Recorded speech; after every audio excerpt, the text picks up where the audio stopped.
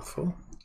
Steem Monsters is a blockchain powered game on the Steem blockchain, and tournaments have just released, but I haven't been playing a whole lot of ranked play lately, so I figured it was time to stream out a little bit of ranked play and try to boost my standings on the ladder a little bit and try to explain a whole bunch of my strategies as I go to hopefully learn something, and I'll probably learn stuff from the people that I'm playing as well.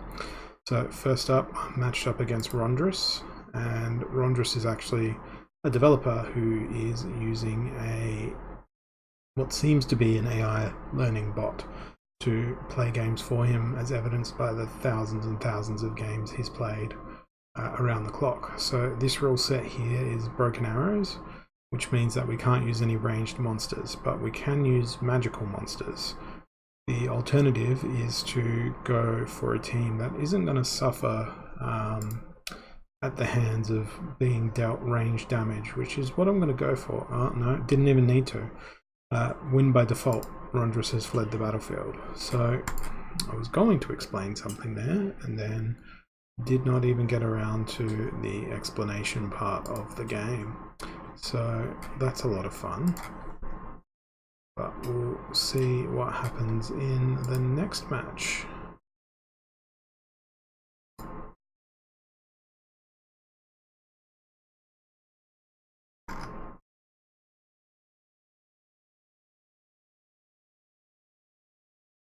So we're up against Marabara, who, I hope I'm saying that right, is ranked pretty highly, and the rule set is back to basics, so monsters lose all of their abilities. So in back to basics, it's super duper important to get monsters that are going to attack every single round, and the fact that they've got no abilities makes it even harder to do that. Now initially I was thinking maybe I'll go with green, but I think I'm going to go with Lyanna Sky and green.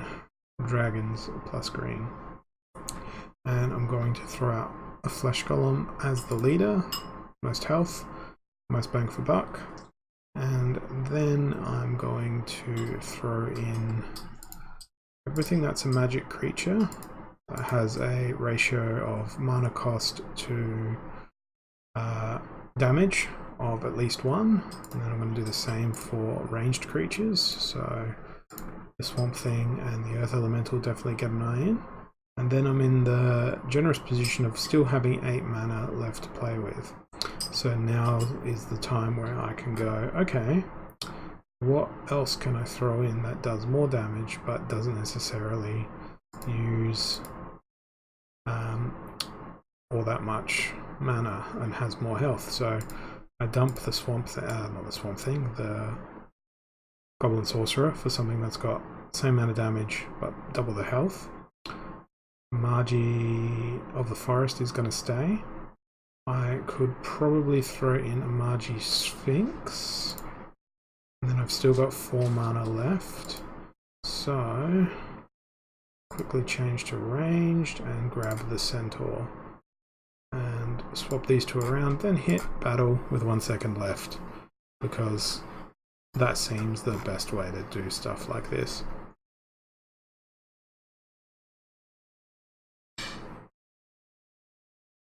Leaving it to the last second is a pretty risky move, but hey, we got in, and we'll see how the battle goes. So Marabara also picked the Dragon Splinter, Lyanna Sky. Now they've gone with a Peaceful Giant at the front, which is a very, very powerful way of playing this game mode. As you can see, my Flesh Golem didn't even get to swing an attack. And I am definitely going to lose this, because I did not even get through the Flesh Golem. Not the Flesh Golem, the Peaceful Giant.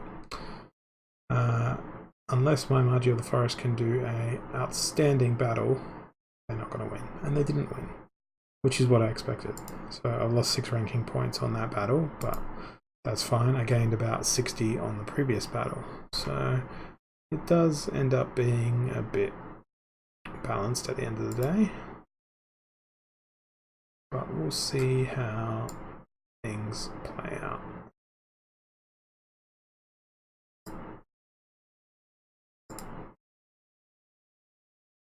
Keep going in any case.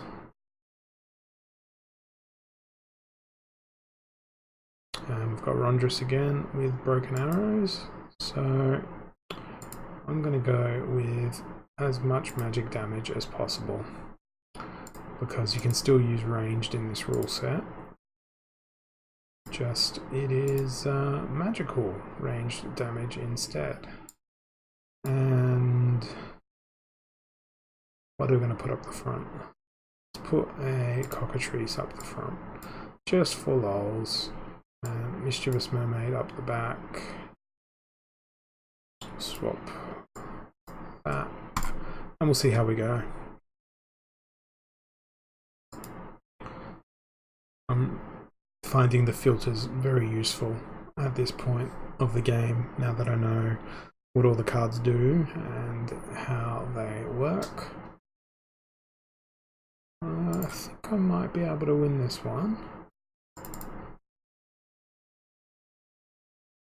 I mean, they're not going to miss any magic attacks with their lineup, but I've soaked up enough damage to...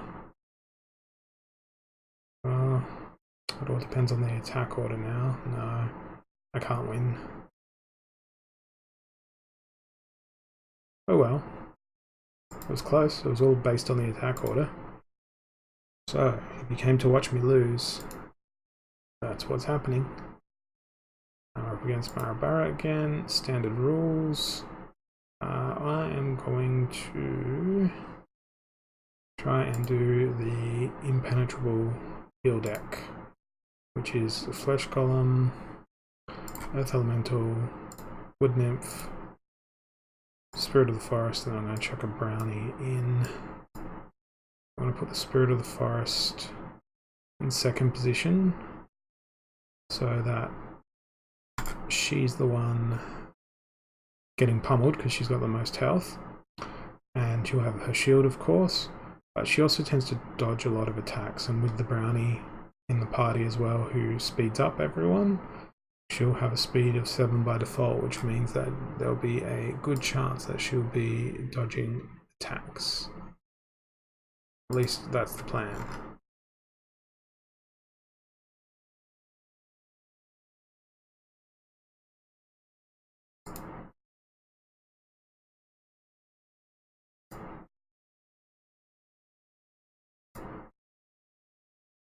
We'll see what comes out of the enemy's team and their composition.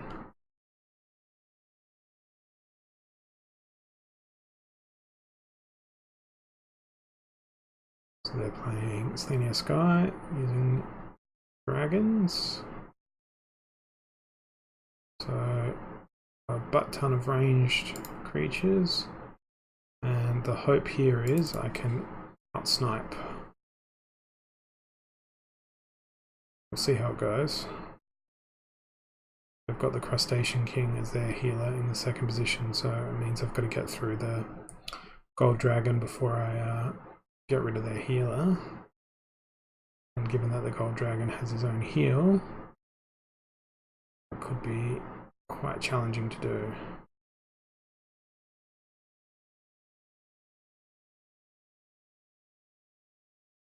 The fact that I have Void on the Flesh Golem is really helping right now. The fact that the Spirit of the Forest has gone down is not good for my chances. No, that is not good at all. My team is dying and will die, so it's not worth watching the rest of that. Losses, losses, losses. You get it some days.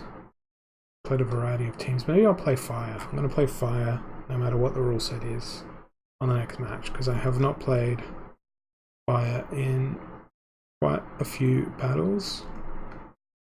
This morning, prior, when I was doing my daily quest, I played Fire once, but I played Fire twice out of my last 50 games.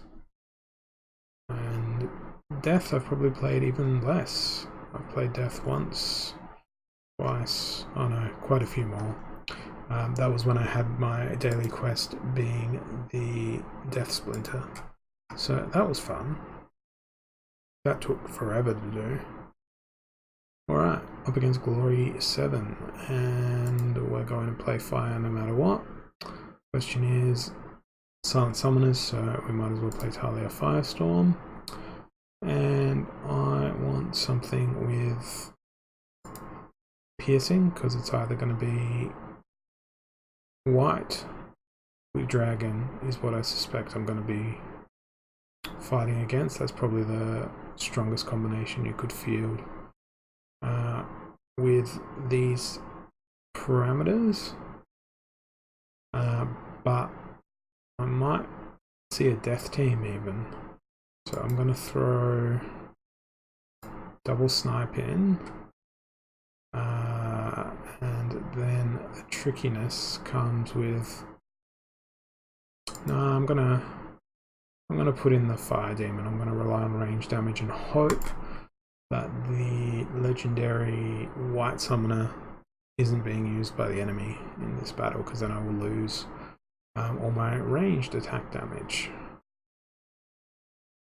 I was right, they're playing white. Let's have a look. I'm surprised, no Peacebringer. I would have expected Peacebringer to be in the battle here.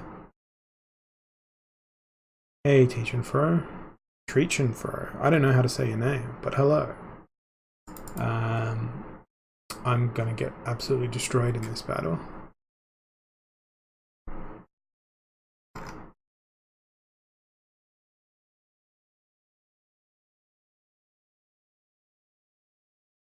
The Angel of Light's gonna bring him back. Gonna reapply all the shields. And now my poor old Giant Rock has no chance of penetrating their defense. I said I was going to play fire no matter what, and well, this is how it ended. Very badly.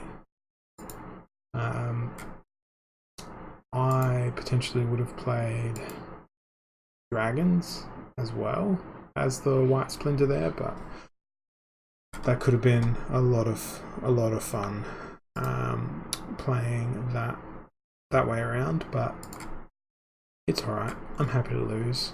I've lost 4 in a row now. It's only a matter of time. I won 2 in a row, then I lost 4 in a row. So I should be due for a win now. We'll find out in any case.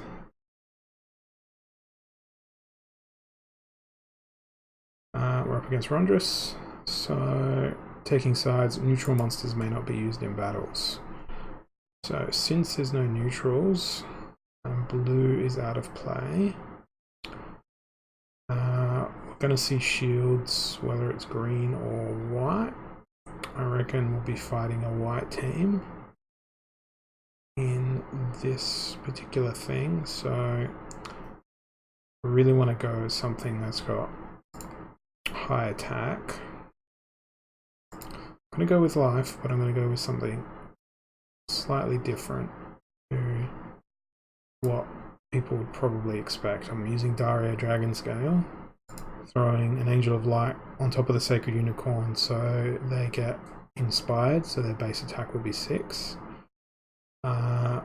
So the Sacred Unicorn doesn't get absolutely destroyed, I'm going to throw in a Silence, and we will throw in an additional Annoyance. Actually, I think this team might work. I've got the triple heal and I've got a Silence there. I'm just going to give it a shot and see what happens. No idea what will happen, but I'm interested to see what will happen.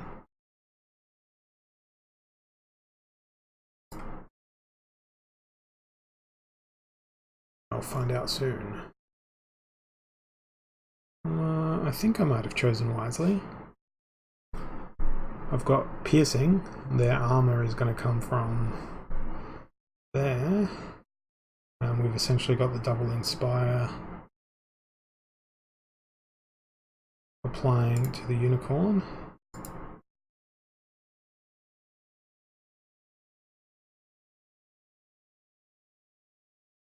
I am going to rely heavily on the heals. Oh, damn it. Resurrected that thing. I needed it to resurrect the unicorn.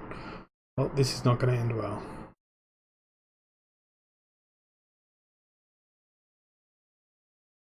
Especially now that my dragon is poisoned.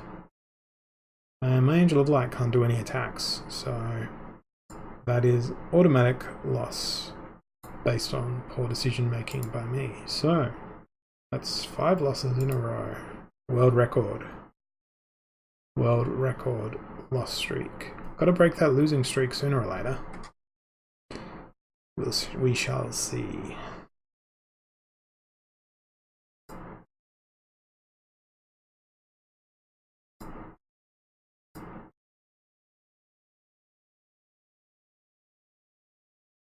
Let's see what happens with this particular game. Back up against Rundress. Alright. I'm going to... Plus legendaries, no legendaries can be used. Let's go Silver Shield Paladin, Defender of Truth, Divine Healer, and I will throw in a Silver Shield? Silver Shield, maybe? Double Strike, yeah, leaves me with 4 mana. Throw a Peacebringer in, a good measure. I've got a question from Saraneth on Discord. I've been playing since about July last year when there wasn't actually a game to play. The game was at that point collecting cards, buying boosters, opening boosters, combining cards, combining boosters. Well, not combining boosters because that's not a thing you can do. But I feel like I peaked way too early when the game was just coming out in for people to play in combat. So I've got one of almost every card at max level. All the alpha cards I have at max level. Some of the beta cards I've got maxed out, but not all of them. There's many beta cards that I just can't justify the expense on. I don't feel like I would perform any better if I had them maxed out. And well, I have spent an awful lot of money on this game to begin with, so you get to a point where you go, is it really worth me investing more money at this point? And I come to the answer, no, not at this stage for a lot of this stuff, where it's sort of really minute improvements. Because I can win games, but I'm just not doing it today. Rundress's bot is destroying me. And that's okay. He's beaten me twice, 3 times. It means that the machine revolution will take over and will destroy every shred of humanity that remains on this planet forever. And that's fine, because we don't need to be playing Steem Monsters. We can be suffering in the ditches while the bots kill us all, right? Right? Oh wait, did I just describe the plotline of Terminator? I think I did.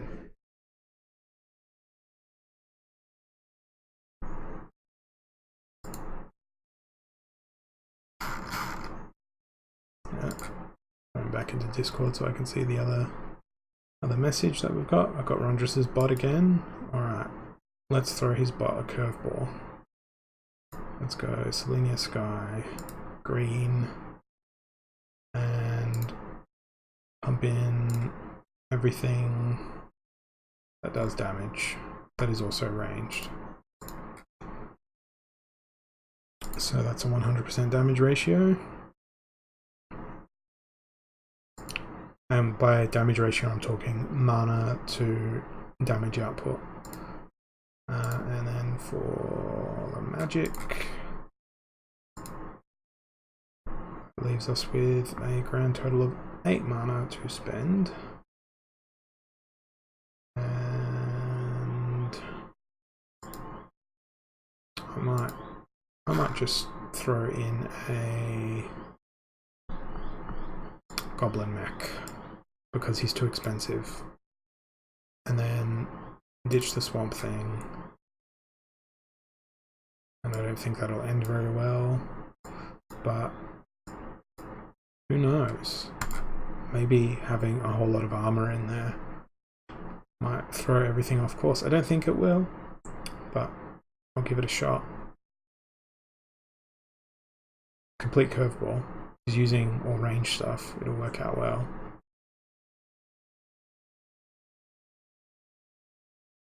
It's not going to work out well.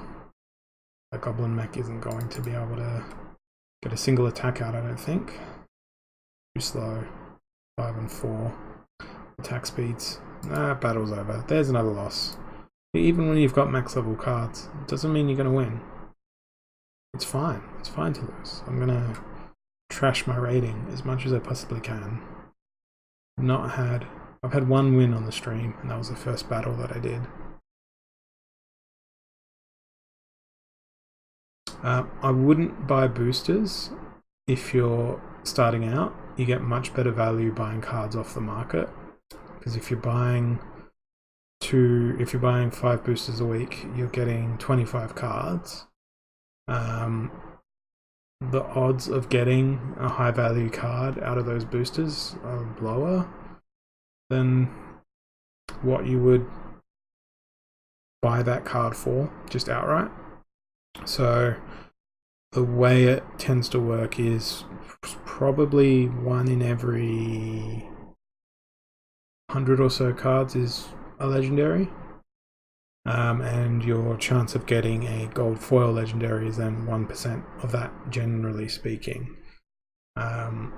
So that's a bit of a struggle if that's your approach to jumping into the game. If you were to buy $10 worth of cards per week instead of 5 boosters, you'd find your collection increasing a lot more rapidly. Boosters they're like a loot box. It's basically, let's gamble to see whether or not I get the cards that I need or not. And you're essentially paying, what is it, $2 per booster, divide that by 5, quick maths. What does that put the cards at? 40 cents each. And you're not going to find 5 cards at 40 cents each in a single booster, because there's no common cards that are worth 40 cents. The Flesh Golem might one day be worth 40 cents coming out of a booster, but that day is not here. And what I'm doing here is I'm doubling up on the stun. So the Frost Giant has stun, the Medusa has a stun, and that leaves me with 4 mana to throw something else in. I'm thinking I might throw in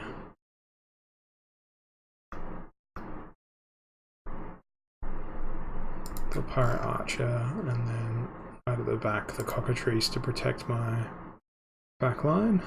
I'm going to swap the Medusa and the Crustacean King. There's a few good ways to buy Steem.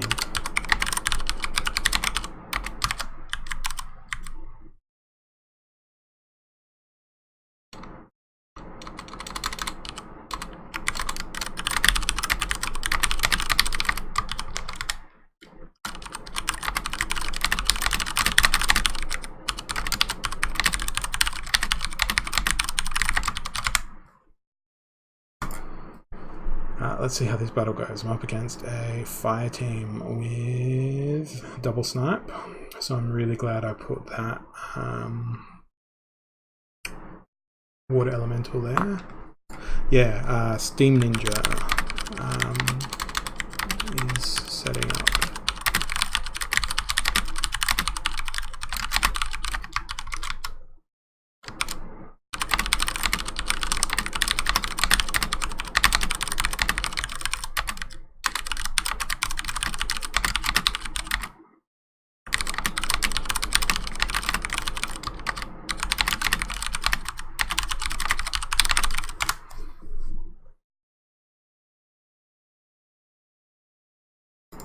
Let's fast forward this battle. I think this is going to be my win. Their assassins can't get through the Cockatrice because the Cockatrice keeps dodging, and the Frost Giant will keep trampling if he can hit the Elven Assassin. Oh wow, he's not even going to get to do his trample thing. But in this instance, I've gone unscathed completely. Haven't lost a troop. So that's a good win. And I'm only 4 points away from where my ranking was when I started losing. So take that. What? 7 losses in a row? It's not impossible to recover from there. Now I just need to string another win together, but I don't think I'm going to, because Glory 7 is a fantastic player. Broken arrows, ranged monsters may not be used in battle. This mode is generally throw in stuff that can retaliate or look after itself. So that's what I'm going to do here. Question is, yeah, I'm going to go that way around. That way, any retaliation, if they bring assassins, can happen on my Hydra, and the Hydra's got heal. If they bring something with magic, the Haunted Spirit can reflect it back. That's my tactic for this battle. We'll see. Worst case scenario, they throw Lord Arianthus in the front with a healer, and then I just get smashed and get wrecked. That could happen. Why didn't I do that? Why didn't I think of that? I think it's going to be the Flesh Golem and a Hydra. Maybe a Brownie? No. Flesh Golem, double assassins. One of the assassins is the Goblin Sorcerer who's got magic attack. So my Hydra is going to have to withstand 6 damage unless they get their trample going. Oh, beautiful. They retaliated and they trampled, but they're not going to be able to retaliate anymore. So it's going to be this sort of stalemate between the Goblin Sorcerer and the Hydra, while the Flesh Golem and the Haunted Spirit also sort of have a bit of a stalemate between them until one of them gets over the top and wins. So by having all of my creatures with heal in that battle, even though I only had 2, that worked out well for me, especially the fact that the Hydra retaliated and then trampled the next enemy in line after completing their retaliation. So it's so complex when you get more abilities at the higher card levels, but that's where it ends up being a lot more tactically diverse. We'll see what happens in the next battle. Maybe I'll go on a 7-game winning streak. Who knows? Probably not.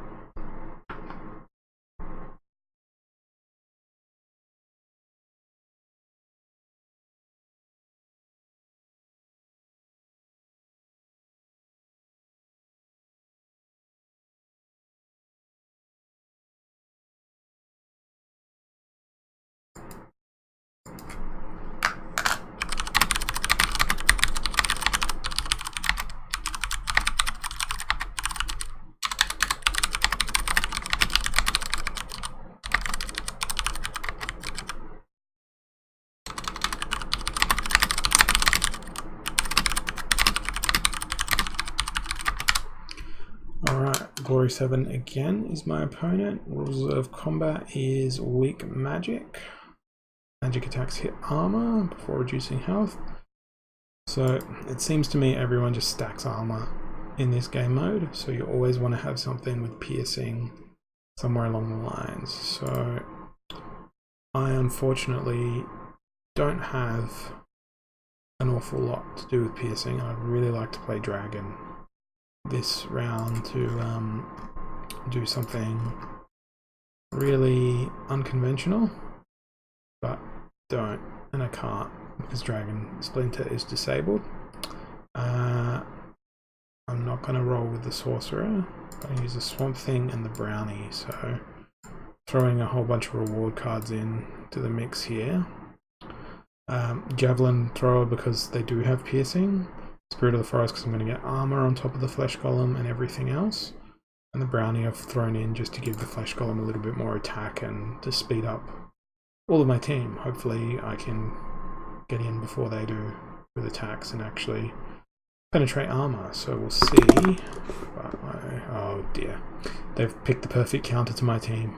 The Peak Rider is a legendary summoner who reduces the ranged damage output of ranged monsters, of which I've got many, and also increases the armor of its allied creatures. So this is a 5 mana cost summoner, so it's going to take me freaking forever to A, get through the armor, then B, get through the health. I can't even do any damage to the stuff with shield. And what damage I can do with the creatures that do have the ability to do damage is going to outlive my ability to do damage. So now I cannot do any damage to their healer at all. The snipe is gone, so I have to fight my way through. And meanwhile, they're going to whittle away my backline with their double assassins until it's just my Flesh Golem left. He'll be the last man standing. And he won't do enough damage to get through that Silver Shield Paladin, who is extraordinarily powerful, especially when backed with armor from the Defender of Truth, armor that the Silver Shield Defender comes with by default, and then the additional armor from the Peak Rider Summoner. The Peak Rider Summoner is actually very, very, very powerful. I've only beaten it once or twice.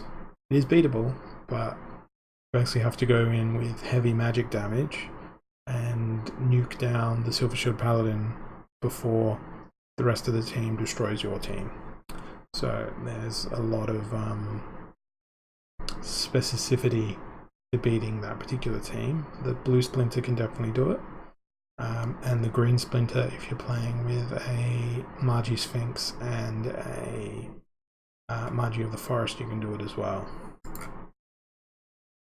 Okay, taking sides. Neutral monsters may not be used during combat, so I think I'm going to go. I'm going to play fire again. What I'm going to do, we'll drop the giant rock. I'm going to do a splash damage team. Throw in as much splash damage as I can. It's a shame that it's not melee mayhem, because that would be heaps of fun, but I'm going with the triple splash damage. So the exploding dwarf won't have any effect until he's at the front of the battle, but he only has 1 health.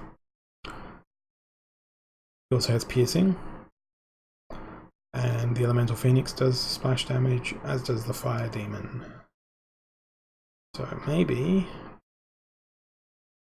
I'll be able to whittle them down a different way here.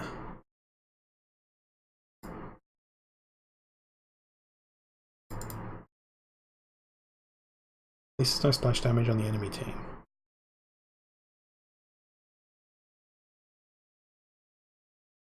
Damn, no retaliate.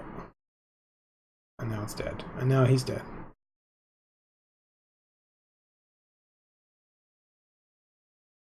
Provided everything keeps missing my Phoenix.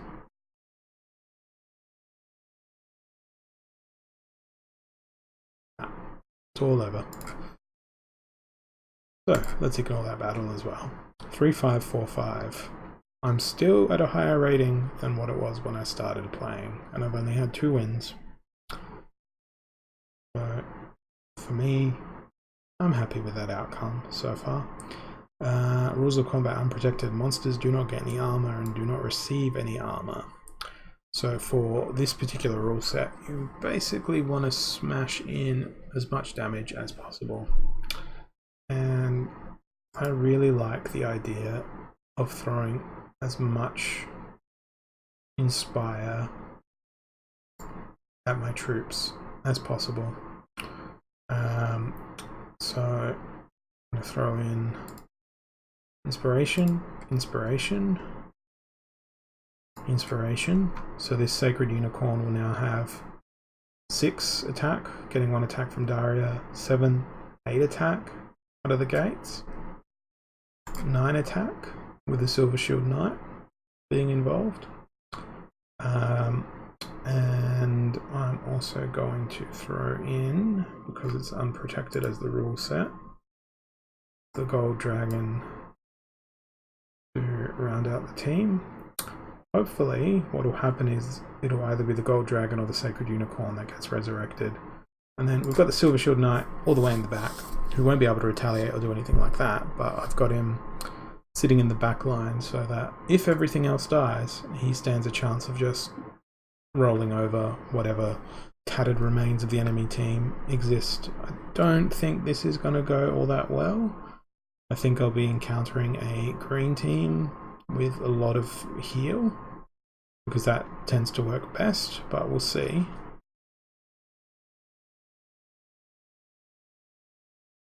Yep, it's a green team with a lot of heal, even though the Dragon Splinter was the one that was selected. But I'm confident in my Unicorn's damage dealing ability. At least 7, 8, 9, there it goes. It's got 9 damage, so it'll only take it 2 attacks to kill Lord Arianthus, essentially. But we'll see how that goes. Okay, so our Gold Dragon's getting resurrected instead of the Unicorn. That's kind of unfortunate because we just lost Unicorn and the Dragon in the same turn. But hey, my Silver Shield Knight's still chilling out with 8 attack. He's not going to be able to do anything with it. It's going to be 6 attack by the time he gets to the front line.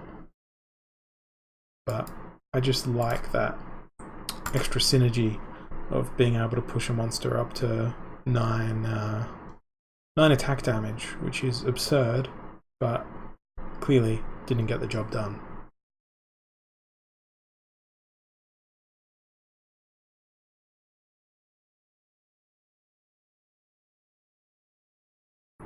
So we'll see what happens in the next battle.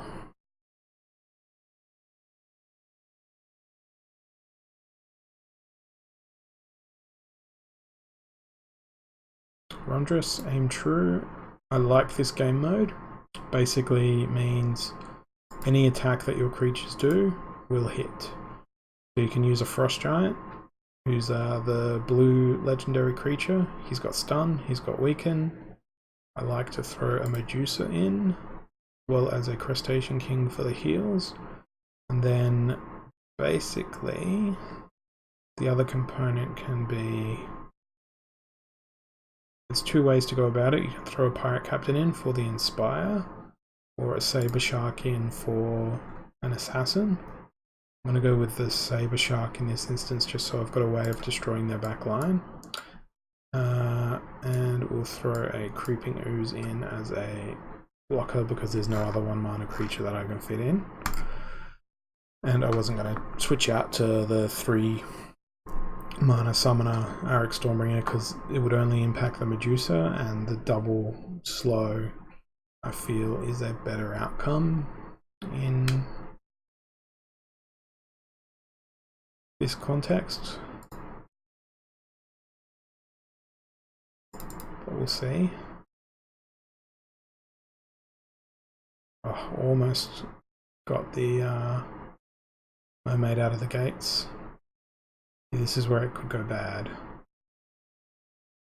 The Creeping Ooze isn't going to last long.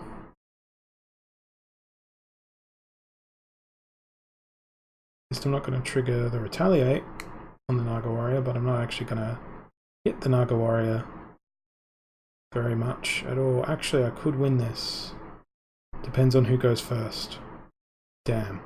If I rolled and attacked first, I would have had the win. But the Naga Warrior could have retaliated after her death and then killed the Saber Shark, and it would have been a draw. So you almost saw a draw unfold there, but not quite. Could have happened. It didn't. It depended on 2 things. And even if my Saber Shark did attack first, it probably would have gotten retaliated against from the Naga Warrior, and it would have been a draw. When a draw happens, neither side loses any rating at all. It's just 0 points to each player. And am I back at my original rating? No, I'm 3 points less than my original rating from the start of the stream.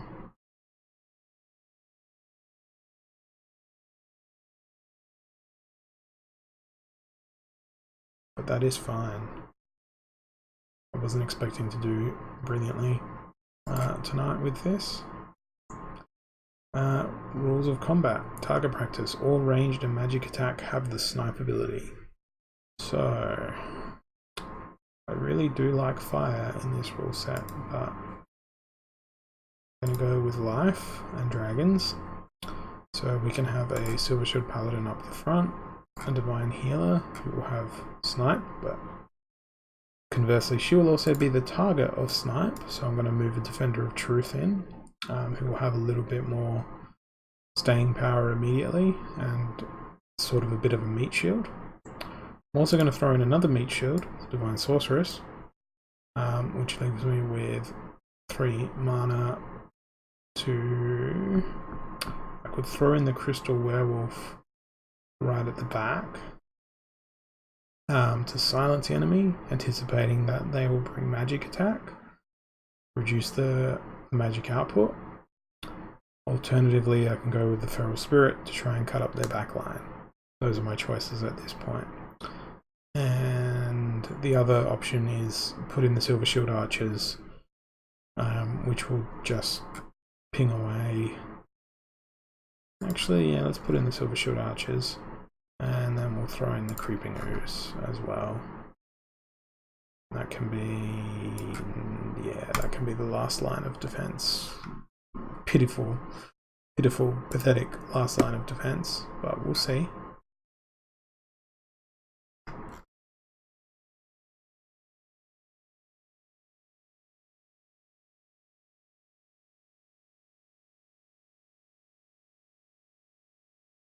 Death.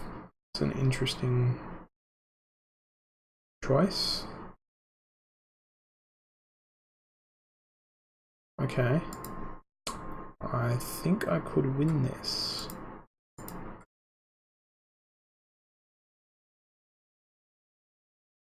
Definitely got enough snipe damage to take out their main threats, which I've done. Now it's a matter of whittling down the rest of their team. Beautiful.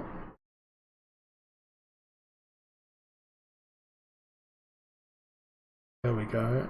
That worked out really well.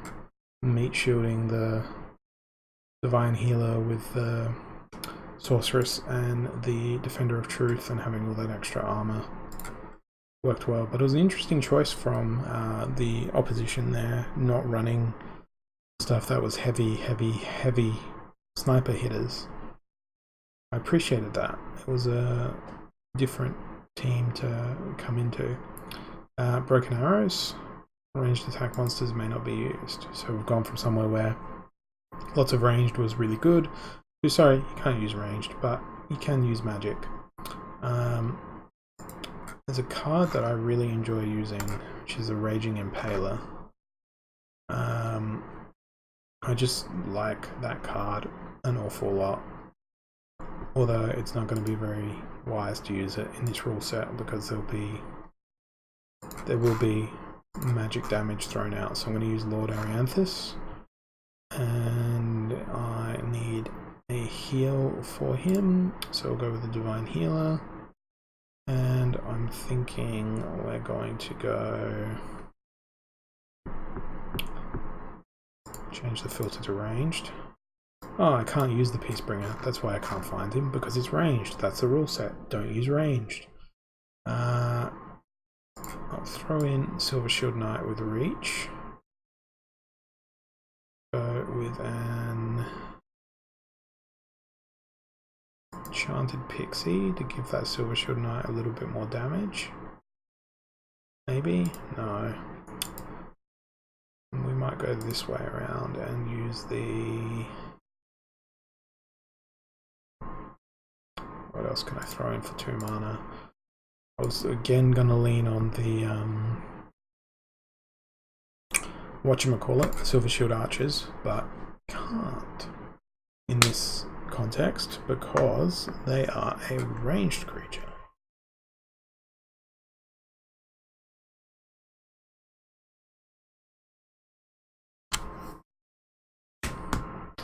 we shall see. We shall see what this battle brings.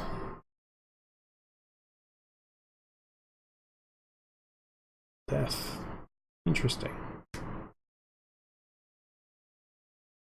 They've got a fair bit of magic, so I'm glad that I chose Lord Arianthus as my lead.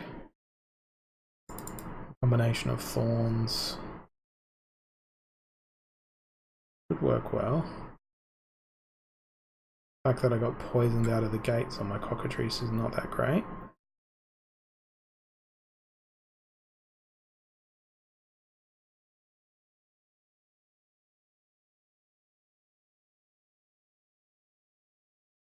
You can link up through Steam Connect.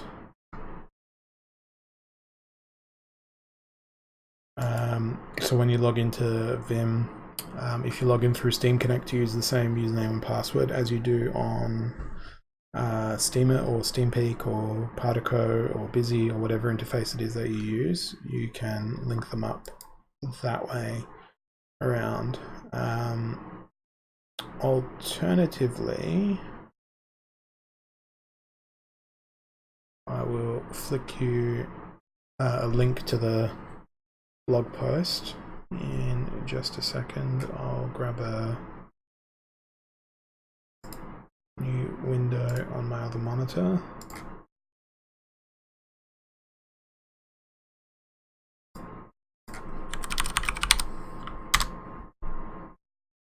This is an interesting battle, but I'm not going to win. Went down to Haunted Spirit versus Feral Assassin.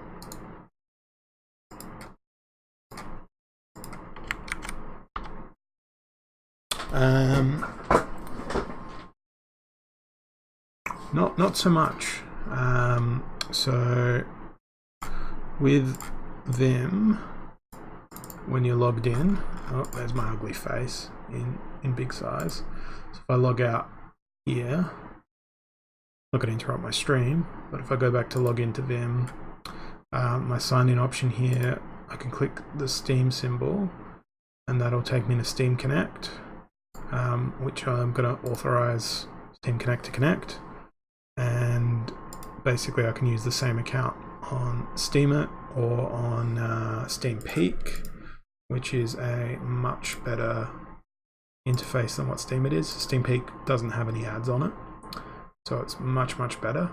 And there's also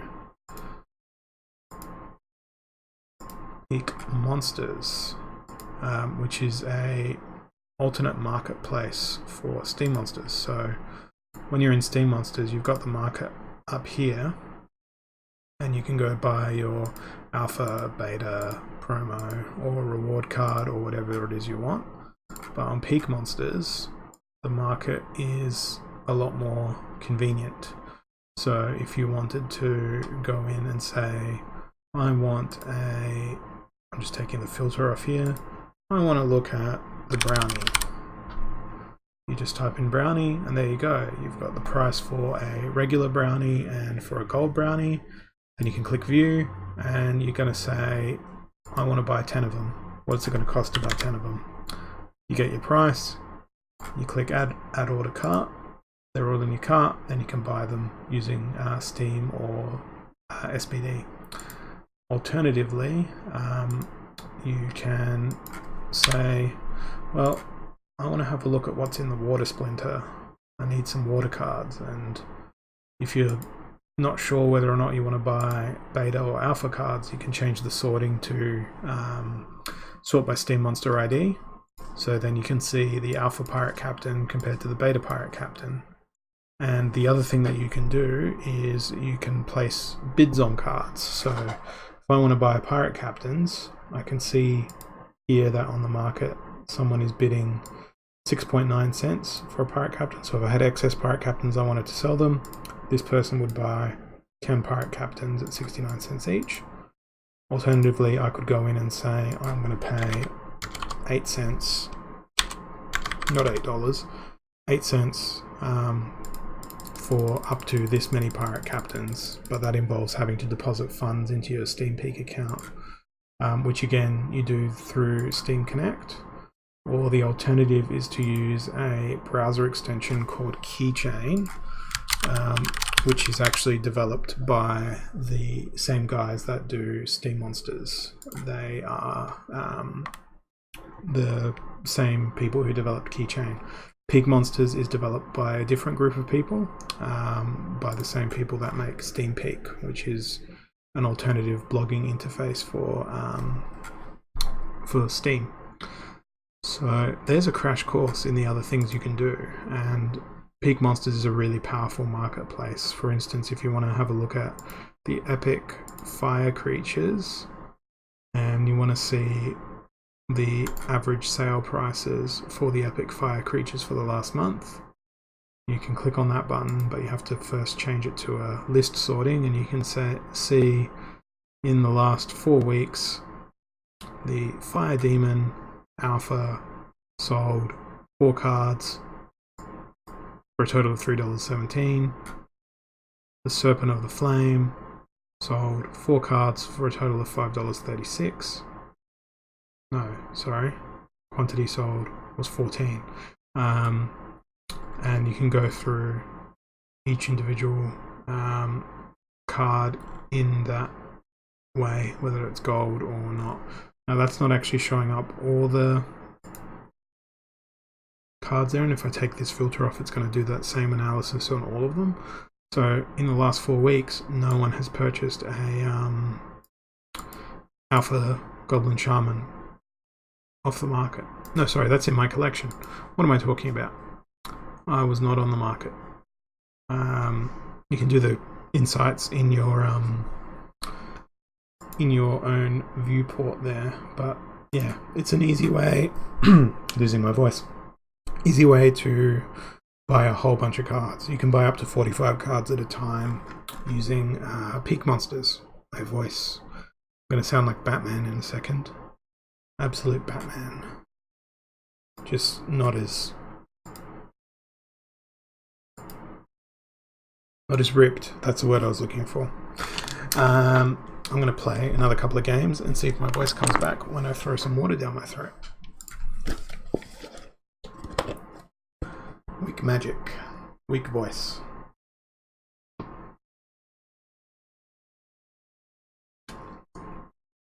I'm going to roll with death. We will see what death does. It won't do great, but I'm going to demonstrate the double snipe. Twisted Jester, I like putting in the second spot because he's got that little dodge. And we'll throw a Centaur in because he's got snipe. Skeleton Assassin leaves me with 6 mana. I like putting a Cyclops at the back because he's got shield and stun. But we will see what they do. And the other thing that's fun to look at a lot of the time on Peak Monsters is just how little the reward cards are selling for. Rusty Android for 9/10 of a cent. If you wanted to max out a Rusty Android, which is a fairly useless card, you would need 505 of them. $5.54 to max out a Rusty Android, which is pretty absurd. I feel like it should get a buff because you never see it used. In fact, I'm going to do one more game after this one and try to incorporate the Rusty Android into the team and see how badly it does. Who knows, it might absolutely wallop the enemy, but I very much doubt it. So my hope here is that the Twisted Jester was going to dodge 1,000,000 attacks. That wasn't the case. My team is now getting destroyed and will continue to get destroyed because I have no healing. The Death Splinter is useless at a high level, as evidenced by that. Alright, let's do a battle with as many reward cards as possible and see how we go.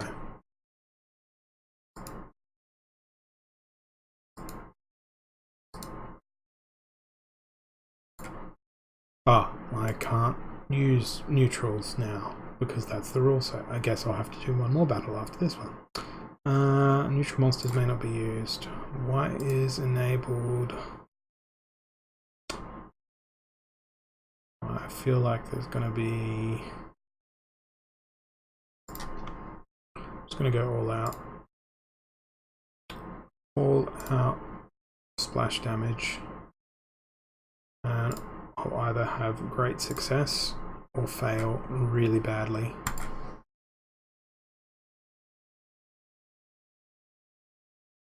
Awesome.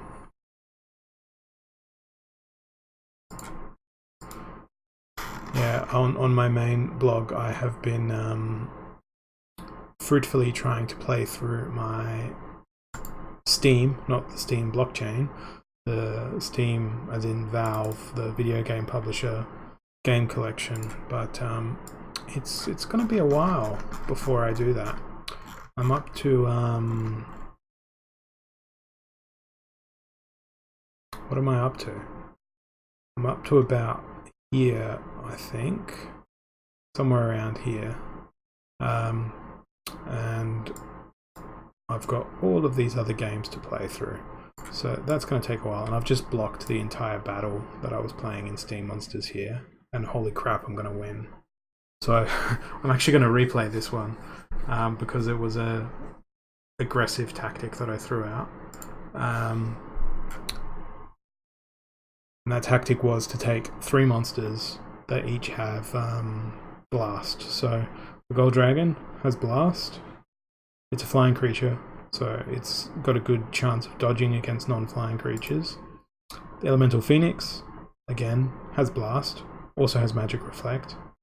And then the Lightning Dragon has Piercing, Stun, and Blast, which was going to work against the heavy armor that I was anticipating because the white splinter was available. So this unfolds pretty well because that gets killed basically by virtue of the magic reflecting upon him. Oh no, yep, no it does from the Phoenix. And then the Phoenix took out 2 of them in one shot, which means that the Peacebringer couldn't attack anymore.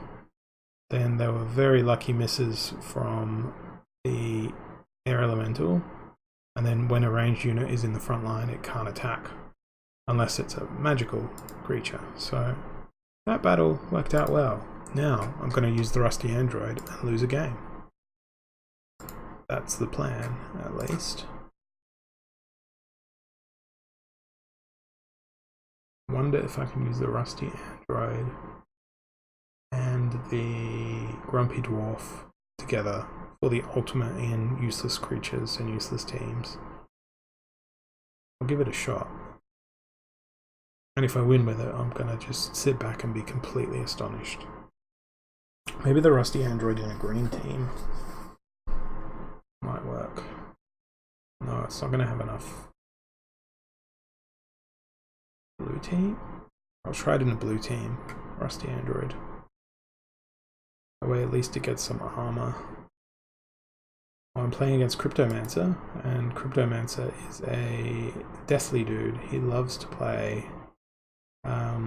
death creatures, which isn't going to lend itself well to me just throwing out Rusty Androids and the like, but we'll give it a go. Rusty Android needs all the help he can get, so we're going to use him as our trusty tank, and he's going to be backed up by so much inspiration. The Enchanted Pixie, the Pirate Captain, he'll have a healer by way of the Crustacean King. There will be a stun to help him out as well. Although, actually I'm not going to play the stun. Got tons of mana available here. Blue does not have a creature that has reach. So, as I spoke earlier, we can throw the Grumpy Dwarf in. Now we have 8 mana remaining to throw out something else. We can't use any legendaries. I might put a prismatic energy in, even though it's nowhere near top level. I've got 3 neutrals in there, 4 neutrals in the team, and I am anticipating a complete loss. I will not even take out 1 enemy troop. That's my guess. I'm definitely not killing an enemy troop, unless through sheer luck I manage to do it through magic reflect damage. We shall see. Oh, actually, the rusty android might... Ooh, we took out the Flesh Golem. Holy crap. Am I gonna win this? What? I'm gonna win this. This is awkward. I did not anticipate this would happen. I feel like I'm going to need to message Cryptomancer and say to him, I'm sorry a rusty android beat you. In fact, I think that's the first time I've ever seen a rusty android win a battle. Full stop. That was really awkward.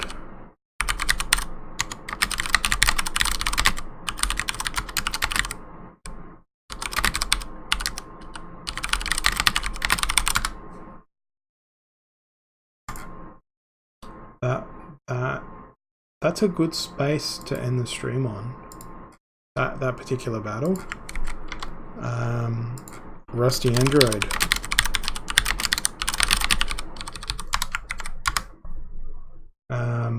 Yeah, I'm kind of speechless at the fact that that won, but I'm going to end this stream. I will upload the replay to YouTube. I might try to upload it to DTube, which is the Steam version of DTube, but I've had some problems logging in and uploading to that platform for a while now, so we'll see. But thanks for watching, and I'll be back again at some point in the future, and I'll continue to play Steem Monsters in the meantime.